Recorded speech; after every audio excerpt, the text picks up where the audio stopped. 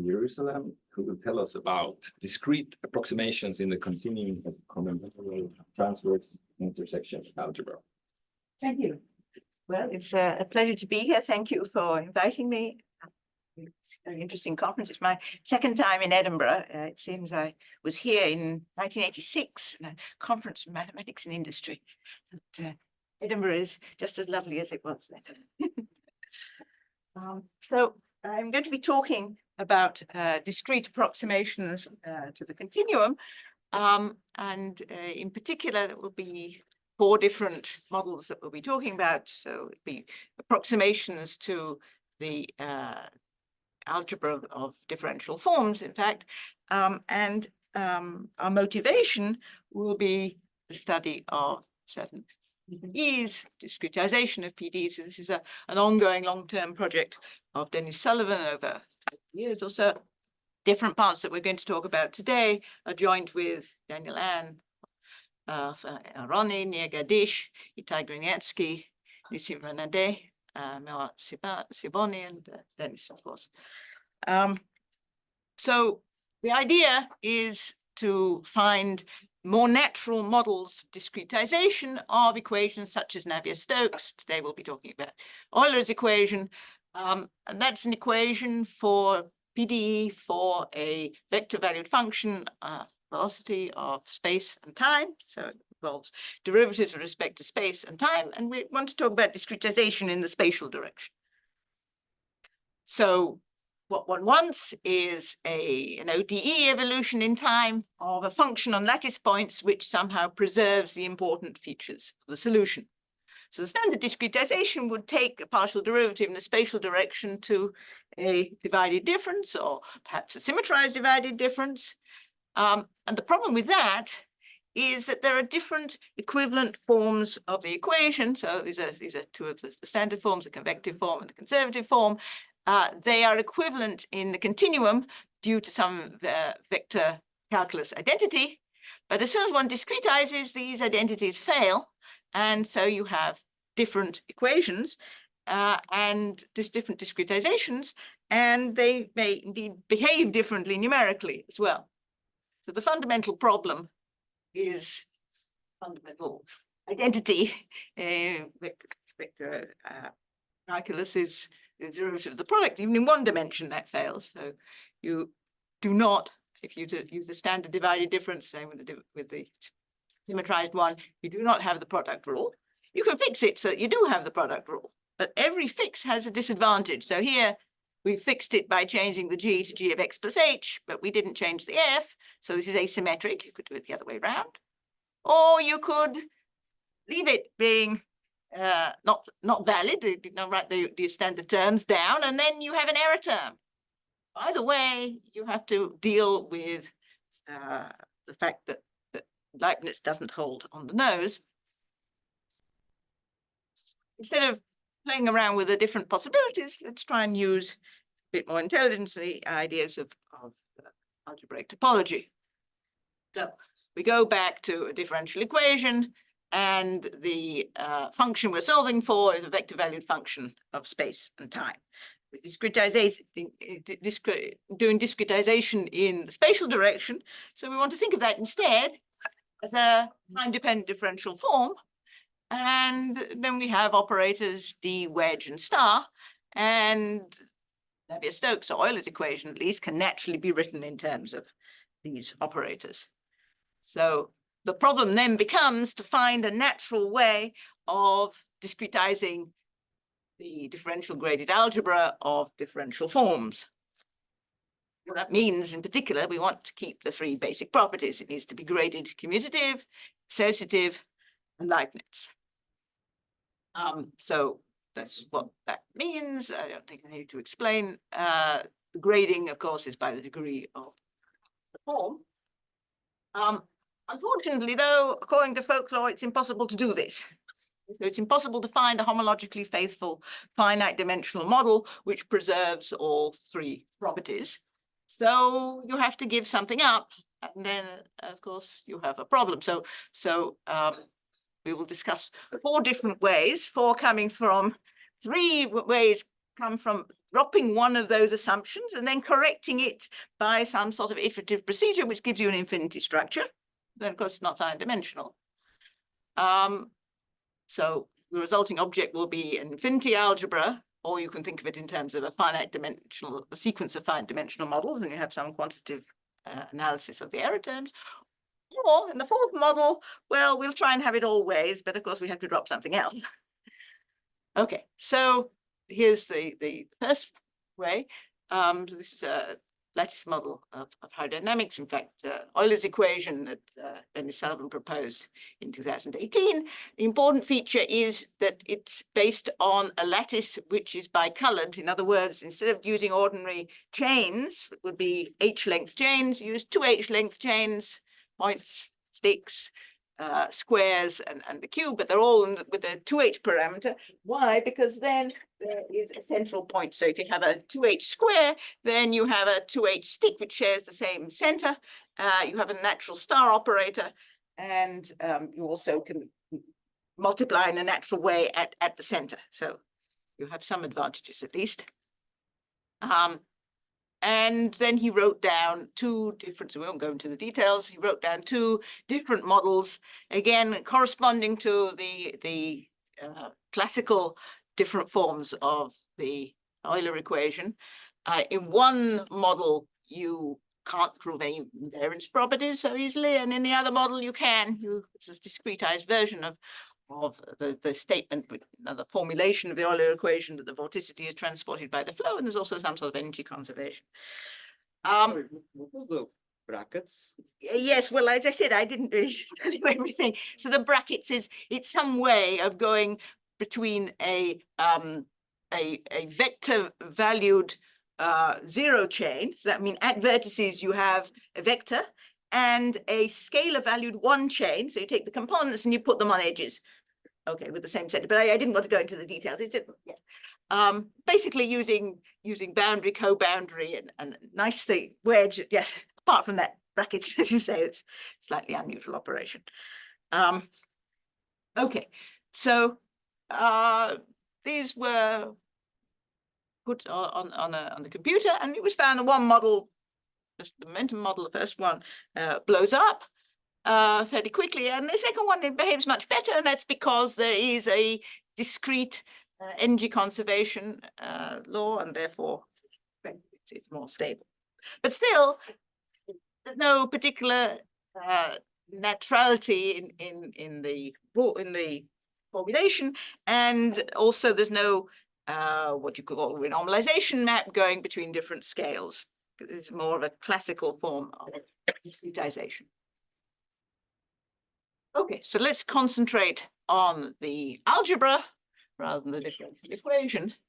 So we have here commutativity and associativity, because we will be multiplying forms with a common center. In other words, if we think about it in terms of chains, the chains will be given by a copy of the exterior algebra at each lattice point. So as I said, we'll have points, sticks, faces, and cube. In order to make it finite dimensional, we'll have periodic boundary conditions. We'll have a torus discretized. So chains are specified by their type and by their center. So this is what we have. Operations will be the boundary, which is the usual boundary, usual geometric boundary, d is 0, and wedge, which is a wedge of two chains, will be 0 unless they share the same center, and if so, it will be the usual signed wedge in the exterior algebra at the point. Cochains, you have essentially the same structure, only, at least formally speaking, it looks like the same structure, only that the D operator will be a co-boundary, so it'll be going up in dimension rather than the boundary which went down in dimension. So you have similar linear structure of the algebra, but very different interaction of the boundary operator with the multiplications. We'll see. Do you spell out what the Hodge star is? Oh, yes, but at the moment I'm thinking about differential forms, just D and M as a differential grade algebra, so there's no star here. But star is literally, you map, so if we're taking IA, it'll be at the same center I and the complementary type I. So if you had X thick, it would be YZ, okay, with a sign in the usual way. Okay, so let's look at the one-dimensional case. Well, I've just written it here. You'd go into the details. You have cochains that is 0 cochange of functions, 1 cochange, you have a dx. The co-boundary goes up in dimension, and multiplication is what you'd expect. When you look on the other side at chains, the boundary is only points is 0, sticks is a difference. Formally it looks fairly similar, except there's two different directions for the D operator.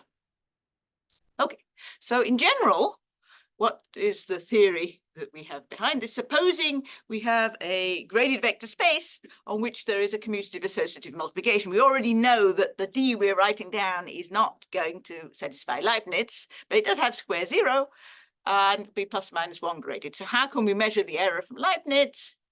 Well, you analyze the structure of the errors with a sequence of higher cumulants. So the first one will be literally the difference from the product rule. The second one will be the difference from, this is a sum of 7 terms, and so on. You can organize these things together very nicely using a coalgebra structure on the symmetric algebra of A, we won't go into.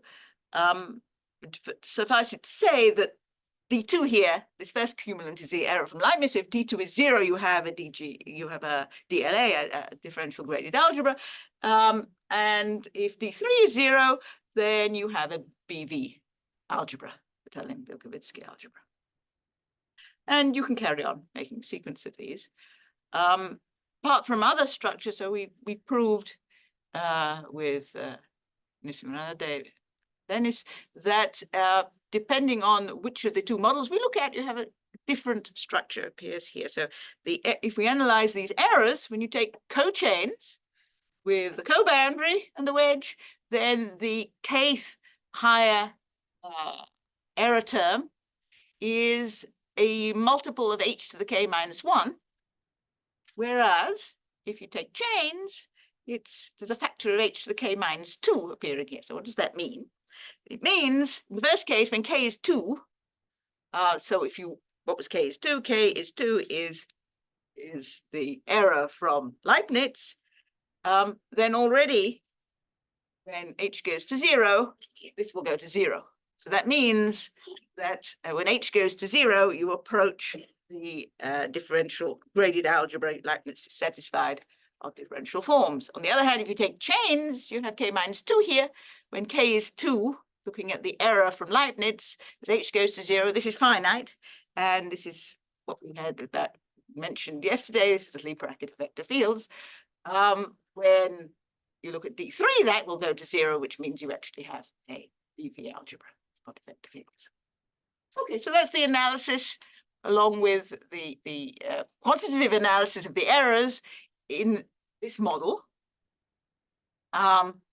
And you have a very nice renormalization map when you change scales. So if you take a chain and you crumble it, or if you take a cochain on the course, so if you take a chain on the course map, on the course complex, you can crumble it and represent it as a sum of, say, cubes smaller in the finer complex, or the other way around. If you have a cochain on the finer complex, so that means functions on, say, on these 3 cochain on these cubes, you take it to a function on the course complex by averaging or integration.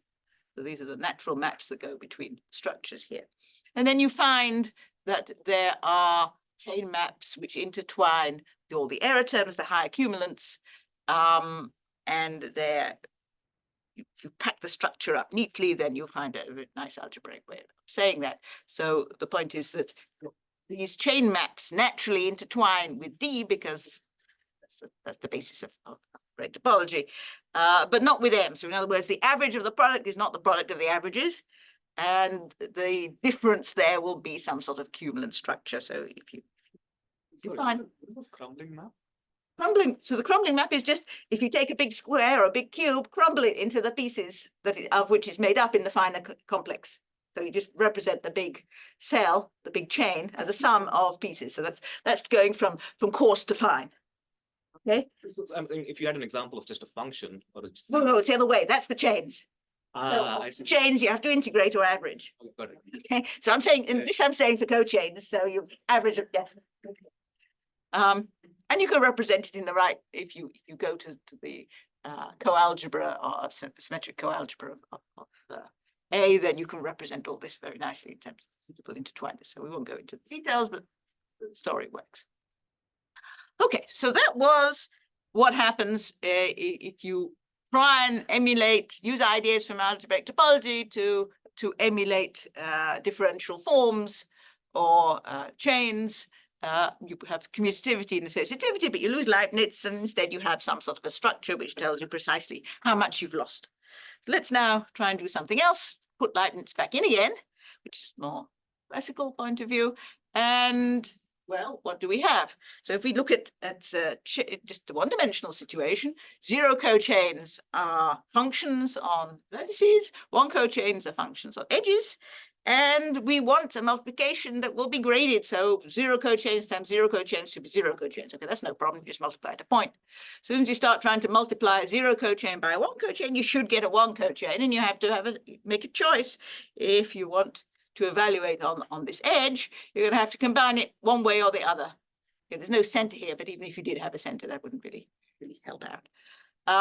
And the one cochain times zero cochain, well, you got the similar story the other way up. So now if we make the super complex together, so we're just doing cochains times cochains, then, well, we need some combination of these two. So typical one would be this, and this is exactly the same story. Dual pictures looking at a cellular approximation to the diagonal. You either choose to go around this way, as I've done here, or you could choose to go around the other way, but it's not symmetric. So this will be not commutative, it is associative, it is Leibniz, and it's the Alexander-Whitney cut product. Now you could decide to take exactly the opposite way. In other words, take the opposite co-multiplication effectively, and this will be the other way around. It's also not commutative, but it's associative. Or you could make it commutative by averaging. But then guess what happens? It's not associative. So whenever you do, you can't fit all three. But you can get some interesting structure out of this. So what we talked about so far, if we had two H edges, then you can define something which is commutative, and if you do it, it will be associative also, not Leibniz. That's what we talked about in the first part. And now we've talked about these two non-commutative associative Leibniz stories and the average, which is commutative but not associative. With M double prime, you can think of equivalently as if you shift dimensions, shift the grading, then instead of being commutative, you end up with a structure of a Lie algebra. That turns. So what did f of a plus b over 2 mean? Oh, that meant if we're using two H chains, it meant the center point. So it's A and B, and yes, it's a multiplication of the center. So if we do this shift, complex talk about it, you get a differential graded Lie algebra. So that's a whole other story, which talk about. There's a general procedure for starting with the cell complex, CW complex, and turning it into a free differential graded Lie algebra, one generator for each cell in the complex. The grading will be the geometric dimension -1.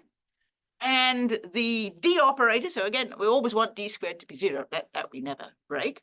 The d operator should be such that the leading term, so to speak, is the geometric boundary. And then another constraint, which is not so obvious, is on points, we want this to hold. So let's just think for a moment what's going on here. So a point with degree 0, so its grading according to this is -1. Okay, we're talking about graded Lie algebra, so in other words, it's going to be, whereas AB is usually -BA, yes, the grading will mean that when you swap two elements of order of degree -1, you get the same. So AA is not 0, the bracket AA is not 0, and the grading -2, and that exactly matches this. So this is a meaningful statement. We require that this hold exactly. So this is Morrow-Cartan equation, which appears in many places. So if you looked at dA plus a half A bracket A, it looks like the curvature of a connection, and it also appears in deformation theory of algebras. Anyhow, we're going to make this requirement, and Dennis Sullivan showed that there exists, always exists a local D. In other words, the D on a cell will be supported, or linear combination of brackets of cells which are in the closure of that cell. So there exists such a thing, not necessarily, which does satisfy Leibniz, and this is an iterative proof. In the case of the interval, you already get something non-trivial. This is unique, in fact. The first, so we have dA and dB of the point are fixed by the Morrow-Cartan condition. dE has to be the geometric boundary, which is just a difference of points, and then you can have further terms which will have Lie brackets. So this is the unique way to continue it in such a way that D squared will be 0. In fact, even checking directly that D squared is 0 in this case gave some new identities on Bernoulli numbers. It's not clear that way. Now, another way of looking at it, where did this formula come from, is to look at a formal gauge action. So this you can think of as an infinitesimal gauge action of E. U here, well, if U is in A0, it's a 0 graded object. E is supposed to be an edge. Edge is a one-dimensional object that has grading 0. DE has grading -1. So this equation here is directly meaningful in the case when U is a -1 graded object. And the statement is that if you look at this equation and you require that it has an initial condition that U of 0 is A, and the final condition that after time 1 it's B. In other words, that this thing here, which is a flow on -1 graded objects, takes in unit time the object A to the object B. That gives you a condition, which if you solve the equation and work it backwards, will tell you what DE has to be, and it turns out it will be exactly this thing. So instead of just writing the formula down, one can instead say, we have this condition in unit time, E flows from A to B. It turns out that this differential equation preserves, physicists all know that, preserves the curvature. But no, there is no vector bundle here. There is no connection. Yes, we're just using the word infinitesimal gauge action and curvature because the algebraic forms seem to be appropriate. But there's no direct way of seeing these. Okay, so it turns out that this can be continued to a whole functorial theory. These constructions are unique up to DGLA isomorphism. Finding explicit constructions is not so easy. Functoriality exists, and under subdivision, there's a natural map. In other words, so the DGLA corresponding to an interval, which was this given by this big expression here, generated freely algebra A, B, and E. dA, dB are given by the Morrow-Cartan equation, dE by this expression. Similarly over here, you've only got points and edges, or similarly all the same expressions. There's a map, DGLA map between them, in other words, preserving the structure, and it's given by mapping obviously A to A0, P to A2, and E to something which is the Baker-Campbell-Hausdorff formula for the well, effectively for a log of the product of the exponentials, is what you say. So this is a universal formula. You can then try and construct concrete examples, explicit formulae for different complexes. It's not so simple if one needs some sort of a new tool. If you just take a look, then in other words, if you identify the endpoints, then you see all these terms disappear. You're left with just this. So you have a point, you have an edge, the boundary of the edge, the geometric boundary of the edge is empty. and you have a very nice finite dimensional story. But as soon as you have more than one point, then you have infinite number of terms. Of course, if you've done model lattice, you're going to have more than one point. So you're definitely going to have infinite number of terms.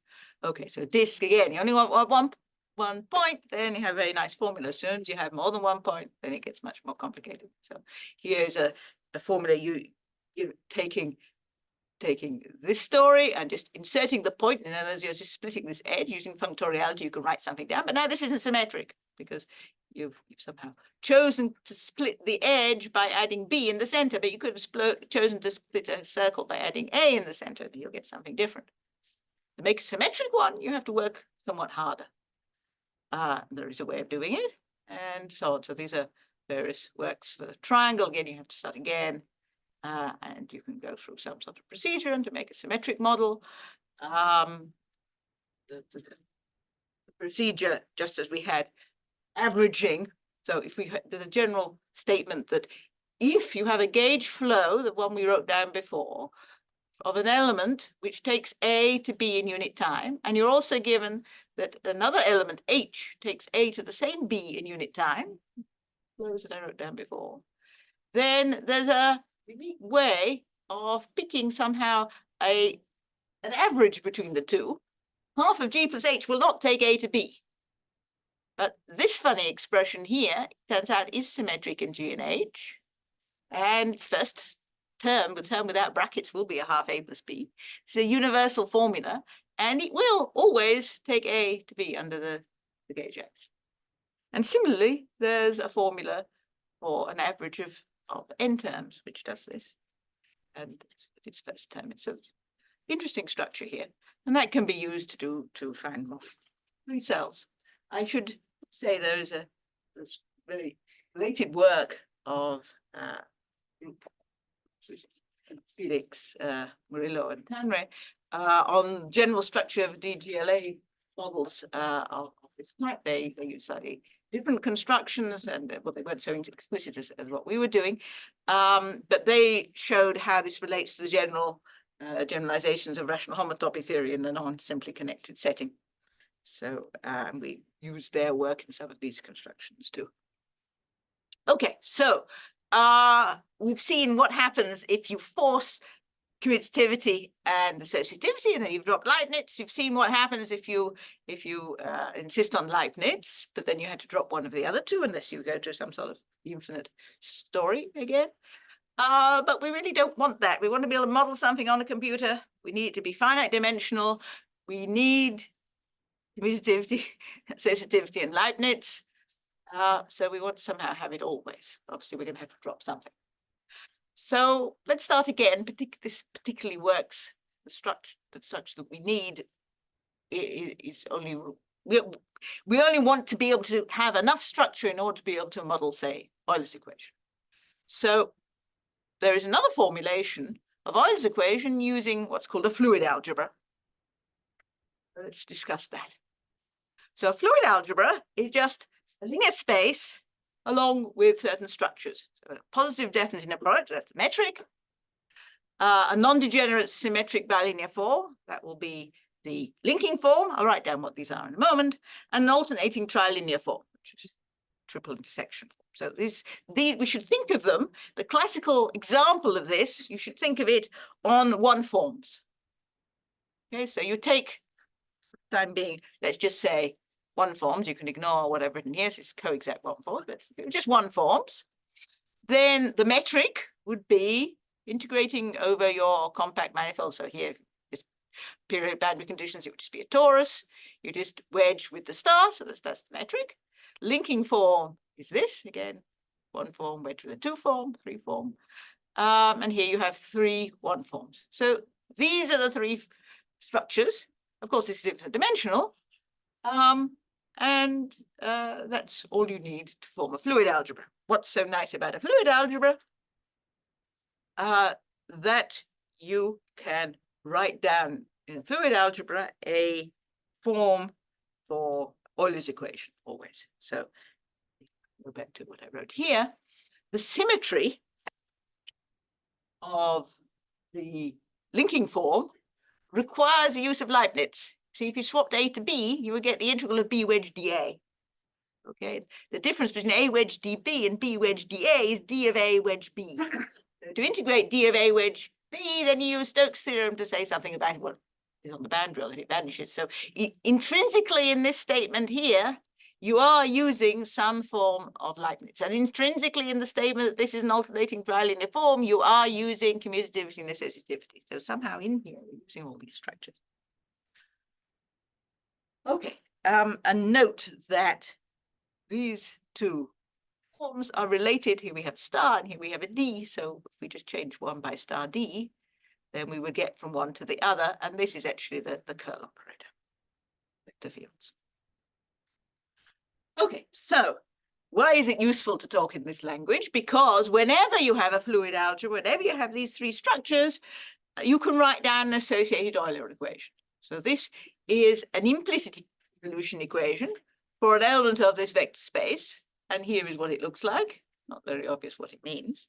You can write it, but it is equivalent to this statement here. One thing I didn't mention was the restriction to co-exact one forms. Why do we need to restrict to co-exact one form? Well, for one reason, in the equations here, you have that D star of the form is 0 because well, that's what this divergence condition requires. That's the incompressibility condition. So certainly if it is an image of D star, then this will be fine. And the other statement is, in order to get non-degeneracy of the linking form, you need to restrict to here. Otherwise, indeed, it will be degenerate. But clearly, whenever B is a boundary, this will vanish. So similarly, because we just proved it symmetric, whenever A is a boundary, it will also vanish. So you need to restrict in order to get non-degeneracy. Okay, so I won't explain exactly why these are equivalent, but they are. And another way of writing it is in this form. So you can use the wedge, the star, and the D. So this is your curl. And then you need a projection operator. We were talking about co-exact one forms, so you now have to project back into co-exact one forms. And this projection is a piece of the Hodge decomposition, and that's a very important part of the structure of the equation. Yes. So the left-hand side actually characterizes weak solutions, right? Of the Yes. Euler. Yes. That's one way of saying it. Exactly. Yes. Quite. But the beautiful thing about this model is that now you can go and make a fine dimensional fluid algebra and write down the same thing. And if all the structures are there, then that's a very natural finite dimensional version of the equation. So that's what we do. Okay, so rather than work with differential forms with D and wedge, we're going to look at the dual picture because we can draw pictures in that case. So that will mean that instead of looking at the velocity in terms of a one form, it will be in terms of a two chain. And instead of D, we'll have its boundary. And instead of wedge, we'll have transverse intersection. Okay, so transverse intersection in the standard topological context, if you have two surfaces intersecting transversely, so that's the picture you're supposed to be seeing on the screen there. Then you have, so you imagine these are two one cycles represented as boundaries. They don't have to be unlinked. They could be knotted. You could have A and B could be of Seifert surfaces, whatever you want. Leibniz would tell you, say in this example, that if you take A intersect B, which will give you this edge here, its boundary will be a difference of points. And these points, as you can see geometrically, Q, for example, is the intersection of alpha with the two chain B. So you can see Leibniz directly. Grading now is by codimension. So in other words, A and B will be two chains, so they will be graded one odd, and that's why you have this minus sign here. Now you can see the linking number here nicely. It's just given by counting section. You have to represent one of the cycles, one cycles as the boundary of a two chain, and then you take the transverse intersection and count points. And symmetry follows from Leibniz, that here, whatever this is, A intersect B will be a union of sticks, and its boundary will then be differences of points. So when you count them, you'll get 0. So this is just the analog of the argument we had before with Stokes' theorem. Okay, but you see that how important gradient commutativity, associativity, and Leibniz will be. The aim is to make a transverse intersection product in a discretized setting. That will mean on cuboids in the periodic H lengths. Cuboid, by cuboid, we mean Cartesian product of intervals and singletons. So it may be in lower dimensions, you may have rectangles, sticks, whatever. And again, it'll be labeled by its type, its geometric type. It's a face in the XY direction, the XY, and the minimum and maximum vertices. In other words, that's the minimum vertex or the maximum vertex. So we'll say that two cuboids intersect transversally. This is the combinatorial analog of the picture that we had here. Sorry. The picture we had here. Transverse intersection here requires that the tangent spaces span the whole space. So here we'll have the same idea that transverse intersection of two cuboids requires that geometrically their closures have a non-empty intersection, and the analog of the tangent spaces is their types, these i's and j's, so the union has to be the whole space. A stronger statement is general position. So general position means that somehow not only do they intersect transversely, but none of the boundary pieces have any special properties. So we're saying it is every face, so a face of these cuboids are what you would think they would be. So if you take any face of X and any face of Y, then the pair will either be disjoint or they intersect transversely. So for example, in 3 dimensions, these are all the transverse intersections in all dimensions. Okay, so with this, we can now state our theorem. We would like that any cuboid can be thought of algebraically as a sum of the pieces out of which it is made. In other words, we would like as a basis the usual H cells to form an algebraic basis for the algebra, but what we will find is that when you take transverse intersections of cells which are not in general position, well, you don't necessarily get a cuboid of that sort. So for example, if you take transverse intersection of these two pieces, these are both 2 cells. We expect that the dimension, when you take a transverse intersection, if you have dimension I and dimension j, then the intersection ought to be a dimension I plus j minus 3. It's transverse, it's general position. So in this case, the dimension ought to be one-dimensional. It ought to be 1. Yes, 2 plus 2 minus 3. On the other hand, geometrically, we see we have a point. So what we will need is a point-like object which is algebraically one-dimensional, graded as though it was one-dimensional, and as though it was in this dimension, in this direction. So in this case, so this will be an infinitesimal stick, which is located at this particular point. So these are intersections of cells, H cells, which are not in general position, in this case giving one-dimensional object. This gives a 2-dimensional object, although geometrically here it's less than 2-dimensional, and these are 3-dimensional objects. So in order to make this work, we have to introduce extra ideal elements. It will be finite dimensional, but there'll be these extra elements. So I've lost something, and this is a theorem. So the theorem is you can do that. You join those ideal elements, enlarge the complex of this thing we call EC, and then you have grading by the codimension. You can define a transverse intersection product, which will be graded commutative, it will be associative. It won't satisfy Leibniz everywhere, but it'll satisfy Leibniz on everything in the original complex, which is all we're going to need. It will be the product, this transverse intersection product, is invariant of the symmetries of the lattice. It's non-zero for any pair of basis elements which actually intersect. In other words, they support. Take a look at the closures of the elements that they will intersect. On cuboids which are in general position, the intersection is the geometric intersection. And then finally, that if you count points, if you take a one-dimensional object intersected with a 2-dimensional object, it will give you a non-degenerate pairing when you count points with values in rationals. That's important. In order to do that, you actually need the period of the lattice to be odd in all directions. And then once you've found this structure, so the structure is unique up to labeling that way. And it commutes with the crumbling map if you take a subdivision which preserves the odd property. So that's pretty much everything we wanted, except for the fact that the Leibniz only holds on the original cuboid, the original complex, doesn't hold on ideal elements. So it turns out that in order to model Euler, you're starting with faces. And if you ignore the top dimension, you look at faces and what they generate, you get this thing we called FC, for F for fluid. So this is the subalgebra of EC, which is generated by 2H squares under this operation of transverse intersection.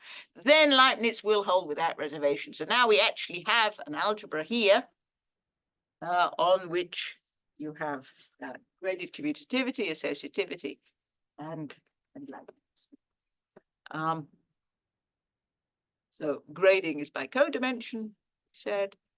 Well, I've just put up some of the formulae just so that you see they're not entirely obvious. So this is the most. Here you have some strange fractions appearing. These are H-sticks. These are infinitesimal elements, and this is the most surprising one, I suppose. So this is in general position. These are two H squares which are not in general position. And the intersection will be this combination. So it'll be an H-stick plus another H-stick, and then minus two infinitesimal sticks at the two ends, uniquely determined by the properties that I wrote up before. That's what it's supposed to do.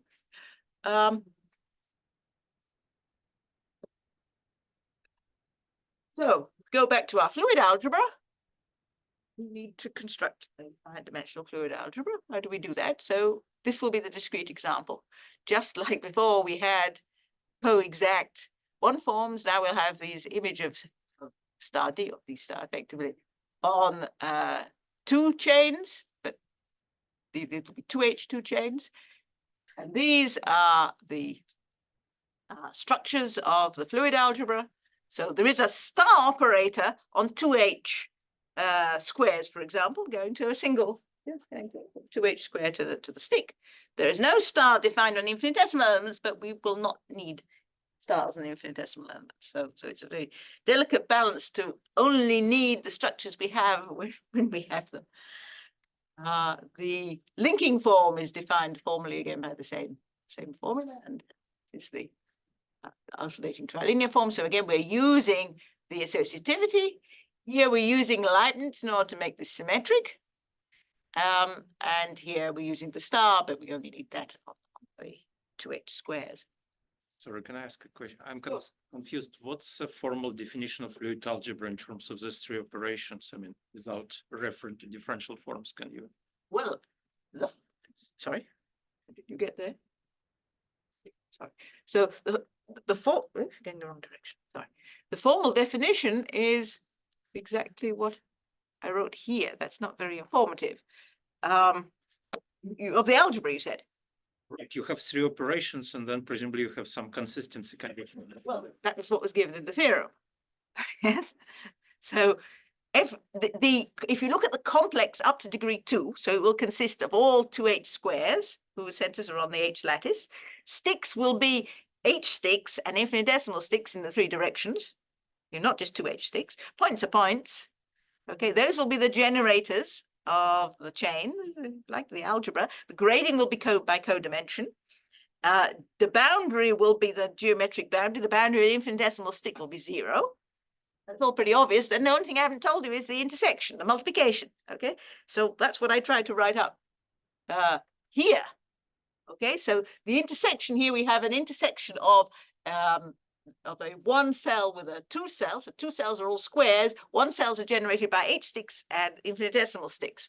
So what you get will be a point, but the weightings will be these strange fractions. Okay, and the only other multiplication you have is of two squares, which should go to a 1 square. Okay, and these are given by what I've written here. If you have these two, you get an infinitesimal stick here. If you have these two, well, that's in general position, so it had to be this H stick. And if you have this, which you would think would be the intersection, would be this stick here, or in other words, the sum of two H sticks. Actually, you have to add two infinitesimal sticks at the end, subtract them. Okay, so that's the structure. Okay, one wouldn't guess it without being forced. I think the question was, what is the definition of a fluid algebra? What are the axioms? Oh, there's nothing. There's no axioms. No axioms. Yes. What I thought that you have two pairings and then you have some sort of Yes. structure constants, and then there is some compatibility conditions. Oh, there's no compatibility conditions, just that. Okay, so these are the three structures. I mean, you need to have this being non-degenerate, and because you need to be able to invert it at some point. One pairing is symmetric, another is anti-symmetric, right? No, they're both symmetric. Symmetric. Both symmetric. That's because the grading is by codimension. So if you take the difference, you're going to get the same thing. A intersect dB minus B intersect dA is D of A intersect B. Okay, and again, when the case we want it, A and B are two cells, so they'll be graded 1. Yes, the intersection will be a 1 cell, the boundary will be points, and so when you count them, you'll get 0. Yes. So now you can write down the Euler equation, which will just be, again, in the same, you say the weak form, it will be exactly the same form. And now, again, it's equivalent to something else. You can write it down explicitly, and this will be what it is in terms of all the operators we've just defined. Except now we've got two little differences. So the pi here is a projection onto boundary 1 chains, because we had to look at these boundary chains here. And I've got a star here, so because of that, star pi will lie in here. So it's projection onto boundary 1 chains in the usual way, because we have a Hodge decomposition in the 2H complex. So in the 2H complex, we can write this down. And so here, X is a 2 chain. Its boundary is a 1 chain. It was a 2 chain, in other words, a combination of 2H squares. Its boundary will be a combination of 2H sticks. Therefore, it is well defined to talk about the star of it, which will be a combination of 2H squares again. The intersection of 2H squares with 2H squares will be one-dimensional objects, but they will be infinitesimal objects amongst them. So this thing here is a combination of infinitesimal sticks and H sticks, a big mess, on which we can't apply pi, because pi was coming from the Hodge decomposition on the 2H complex. So we have this little magic object I here, which is projecting from all the one-dimensional part of our complex onto 2H sticks.